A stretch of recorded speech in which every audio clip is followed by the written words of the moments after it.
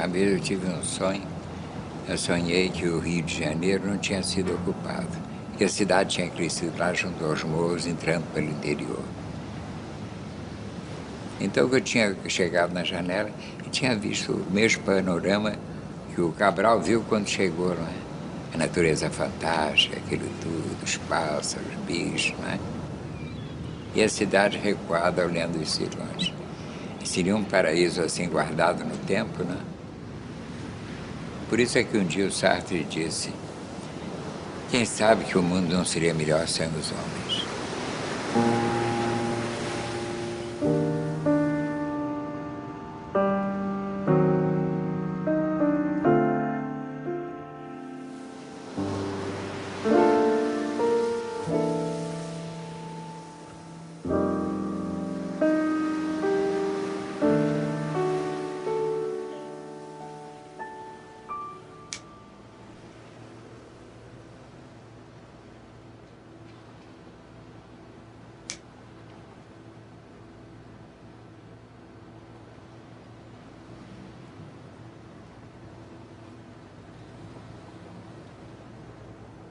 Eu gostava de desenhar.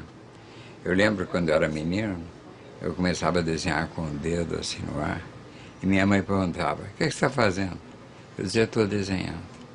De modo que foi o desenho que me levou para a arquitetura.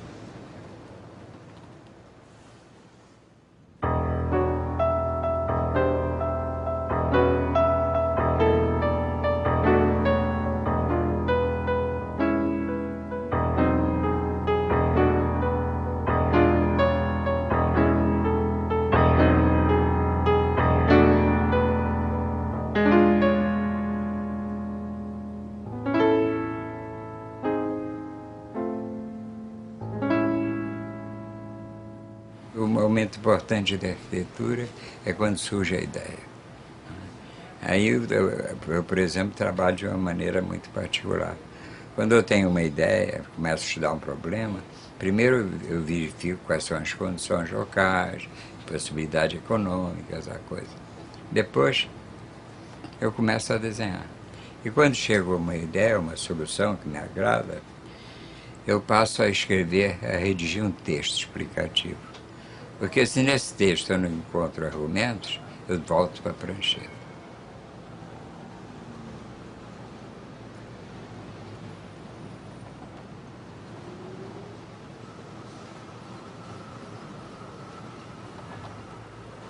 Uma vez lá em Brasília, era noite alta, nós fomos ver a estrutura do Alvorada que estava pronta, né? E quando chegamos lá, de noite, nós ficamos espantados. Como era bonita, parecia uma escultura, assim. Uma coisa que não tinha nenhuma finalidade, senão da própria beleza, né? Eu disse para eles: olha, esse é o momento que nasce a arquitetura. É a forma nova, diferente, que deve criar surpresa. Essa é a arquitetura.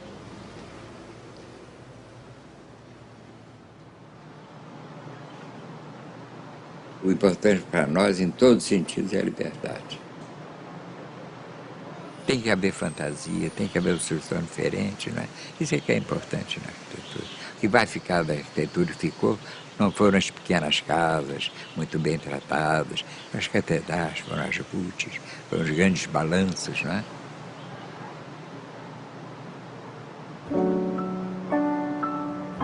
A beleza é importante. Você vê as pirâmides, foi uma coisa sem menor sentido, mas são tão bonitas, são tão monumentais que a gente esquece a razão das pirâmides e se admira, né? Se você ficar preocupado só com a função, fica uma merda.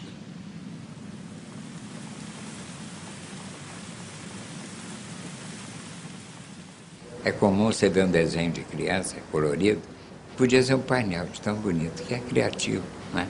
Coisa espontânea. Depois que ela aprende, não consegue mais fazer. Acho que o arquiteto tem que saber desenhar, fazer o desenho figurativo, desembaraçar a mão para trabalhar. Quando me pedem um prédio público, por exemplo, como eu fiz agora 3 em Brasília, eu procuro fazer bonito, diferente, crie surpresa, que eu sei que os mais pobres não vão sofrer nada, né? Mas eles podem parar e ter um momento assim de prazer, de surpresa, de ver uma coisa nova. Esse é o lado assim de que a arquitetura pode ser útil. O resto, quando ela tiver um programa humano, social, uma coisa toda, aí ela vai cumprir o seu destino. Por enquanto, só usa a arquitetura quem tem dinheiro, os outros estão fudidos aí nas favelas. Aqui, meu lema é esse aí. Viu o homenzinho lá em cima? Esse negócio vermelho.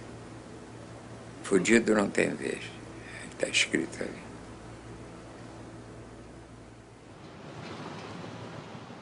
Eu morava em Laranjeira, na rua Passos Manuel. Foi uma infância tranquila. Eu estudei no Colégio Parnabita, depois teve um período assim de muita euforia, mocidade, Café Lamas, Fluminense. Não parecia que estávamos na vida para se divertir, que era um passeio. Depois casei, vieram os compromissos. A minha vida não tem nada de especial, não. É um ser humano assim, insignificante, e atravessa a vida que é um sopro, né? Eu era de família católica e meu avô era ministro do Supremo Tribunal e a regalia que ele tinha é missa em casa. Ele era honesto. Ele foi ministro muitos anos e isso é uma coisa que pesou muito em mim. Quando ele morreu, ele deixou a casa que nós morávamos, apenas aqui. A primeira casa que eu fiz, não, foi o primeiro projeto, eu era estudante. Fiz para um médico que era meu parente, fiz de graça tudo, fiz a casinha. Ele riu muito. Que brincadeira, achou impagável. A casa era uma casa moderna direitinho. Mas você ainda tem que agradar um sujeito que às vezes é impossível agradar. A Alva do Bessa foi o meu primeiro projeto. Uma diretora da Alva do Bessa era minha parenta. Eu estava saindo da escola, me pediu o projeto. Eu me lembro que até isso marcou um pouco a minha posição na arquitetura. Eu fiz uma proteção com brissolé, com umas caixas que as verticais eram inclinadas. Eu fui para a Europa, quando voltei o prédio estava pronto, mas eles achavam que era engano, que deviam ser normais a fachada. E o sol entrava no prédio. Eu me lembro que eu fiz o projeto de graça e ainda paguei a fachada nova com aqueles elementos verticais. É um fato sem importância, mas que mostra que eu era idealista, que eu queria fazer arquitetura, que eu me sentia responsável pelo que eu fazia com relação à arquitetura brasileira.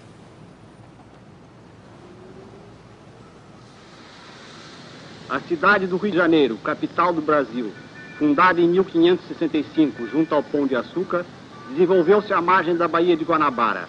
Contando hoje cerca de 2 milhões de habitantes, possui todos os requisitos de uma cidade moderna. Onde se erguia o histórico Morro do Castelo, núcleo inicial da cidade, demolido há 20 anos, estende-se hoje a nova zona central do Rio de Janeiro, a Esplanada do Castelo, em ruas modernas e construções novas. Eu aprendi na vida, aprendi no escritório do Lúcio Costa. Quando a gente, naquele período, quando a gente estava no meio do curso, a ideia, a preocupação era sempre trabalhar numa firma construtora. Eu que estava até desempregado, estava casado e com poucas possibilidades de dinheiro, eu preferi ir trabalhar com Lúcio Graça. Eu queria fazer uma boa arquitetura. E foi lá que eu aprendi. Não admitia fazer nada que não estivesse em dia com a renovação. De modo que passei uns 5 anos de quase miséria, porque eu era procurado por uma clientela que queria casas de estilo renascimento, estilo inglês, estilo francês, que era a minha clientela anterior. E eu não conseguia mais fazer aquilo. Até uma senhora uma vez me disse, eu encomendei você uma carruagem, você quer me impingir um automóvel?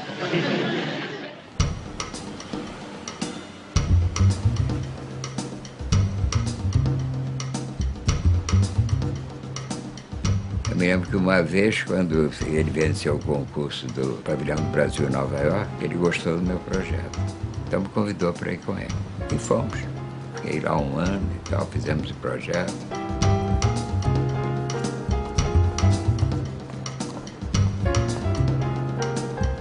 Naquele tempo, havia 2 tendências na arquitetura no Brasil. Uma tendência era fazer uma arquitetura moderna, utilizando a técnica em toda a sua plenitude, sem nenhuma reserva. A outra era procurar uma solução intermediária. Não tinha o menor sentido. Era fazer um prédio que colocava assim como um enfeite uma janelinha colonial, uma coisinha, fazer uma arquitetura intermediária. Gilberto Freire não entendia nada de arquitetura, às vezes se manifestava, uma arquitetura mais brasileira. Isso era uma babaquice total.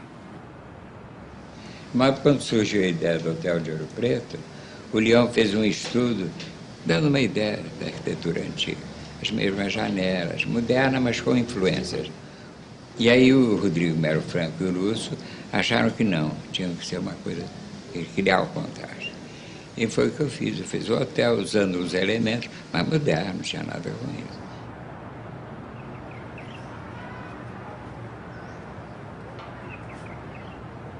A técnica de defender os monumentos não é copiar, é fazer o contraste.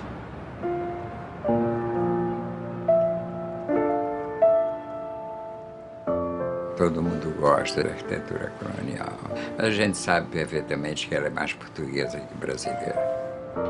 Eu, quando vou à Europa e passo numa cidade antiga, eu me sinto melhor. Passar por Portugal, naquelas velhas aldeias portuguesas, que a gente parece estar no Brasil. Né? Eu me lembro que na Europa, às vezes, o passado arquitetônico de vocês é pobre, é mais português que brasileiro. E eu dizia, isso é muito bom para nós, porque vocês vivem circulando entre monumentos. Nós estamos livres para fazer hoje o passado de amanhã. Instituto Nacional do Cinema Educativo, documentando a cerimônia do lançamento da pedra fundamental do futuro edifício do Ministério da Educação e Saúde. O acontecimento é propício. Em primeiro lugar, porque se vai plantar na bela cidade um grande monumento arquitetônico, cujo projeto se estudou com consciência, pertinácia, minúcia e esmero. Porque, com a ereção desse edifício, daremos o passo final no esforço que vem de longe, de organização do Ministério, que tem a seu cargo a solução de tantos sérios problemas do Brasil. O período de Capanema foi como uma Semana de Arte Moderna de São Paulo, porque ele cuidou do nosso patrimônio histórico. Ele chamou o Rodrigo, foi uma pessoa fantástica, passou a vida cuidando do nosso patrimônio artístico, de Minas, desses estados todos, né? Cuidou da cultura, fez o Ministério da Educação. É uma época de ministros jovens e chefes de gabinete geniais, né? Nós temos o Rodrigo no gabinete da Educação, que é trocado por Capanema, e troca o chefe de gabinete, tira Rodrigo e bota Carlos Drummond de Andrade. Uma época privilegiada, né? Nós nunca vamos conhecer chefes de gabinete como esses. Os ministros sabiam escrever e os chefes de gabinete eram revolucionários.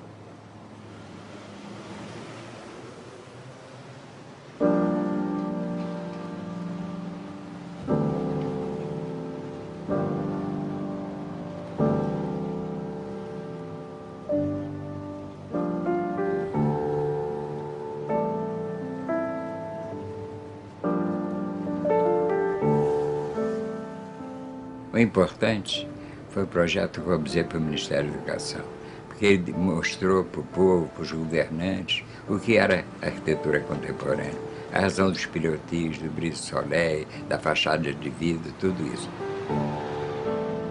O projeto do Ministério, o Capanema é convencido, provavelmente por Carlos Drummond de Andrade, e então ele chama Lúcio Costa para fazer o projeto. O que Lúcio Costa, o que ele faz? Chama outros concorrentes modernos. Nenhum deles sabia de